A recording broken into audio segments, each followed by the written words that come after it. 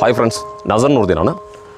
Real estate company Palakkad ജില്ലയിൽ നടത്തിക്കൊണ്ടിരിക്കുന്ന sandalwood group farming plantation പ്രൊജക്റ്റിലാണ് ഞാനിപ്പോൾ ഉള്ളത്. ഈ ഒരു പ്രൊജക്റ്റ് 2025 മാർച്ച് 7 സ്റ്റാർട്ട് ചെയ്ത വിവരമൊക്കെ മുമ്പത്തെ വീഡിയോകളിൽ ഞാൻ പറഞ്ഞിട്ടുണ്ടായിരുന്നു. ഇന്നിപ്പോൾ 2026 ജനുവരി 12 എത്തി നിൽക്കുമ്പോൾ കറക്റ്റ് 10 മാസം പിന്നിട്ട് കഴിഞ്ഞു.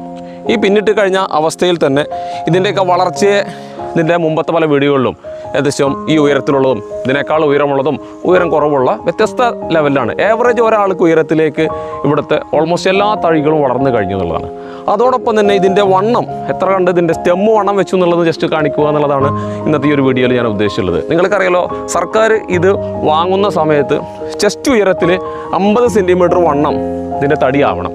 ആ അവസ്ഥയിലാണ് ഇത് സർക്കാർ കട്ടിംഗ് പെർമിഷന് വേണ്ടി അനുവാദം തരുന്നത് എന്നുള്ളതൊക്കെ നിയമപരമായി നമ്മൾ മനസ്സിലാക്കിയിട്ടുള്ളതാണ്.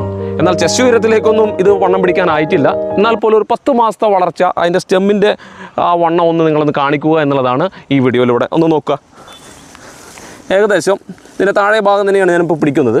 ഈ താഴെ ഭാഗം നമ്മൾ മെഷർ ചെയ്യുമ്പോൾ തന്നെ ഒന്ന് കാണുന്നുണ്ടല്ലോ അല്ലേ, ഏകദേശം എന്താ ഒരു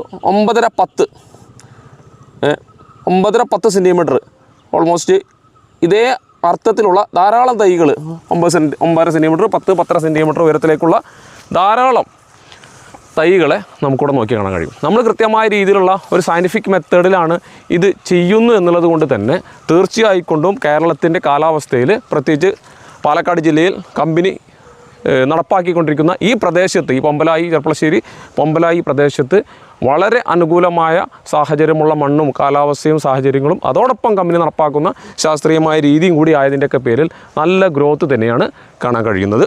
അതിനാൽ തന്നെ ഈ പ്രൊജക്റ്റിനെ കുറിച്ച് കൂടുതൽ അറിയാനും ഈ പ്രൊജക്റ്റിൽ പങ്കാളിയാകണമെന്നൊക്കെ ആഗ്രഹിക്കുന്നവർ സ്ക്രീനിൽ കാണുന്ന നമ്പറിൽ വിളിച്ചിട്ട് വരുമല്ലോ. Okay, thank you.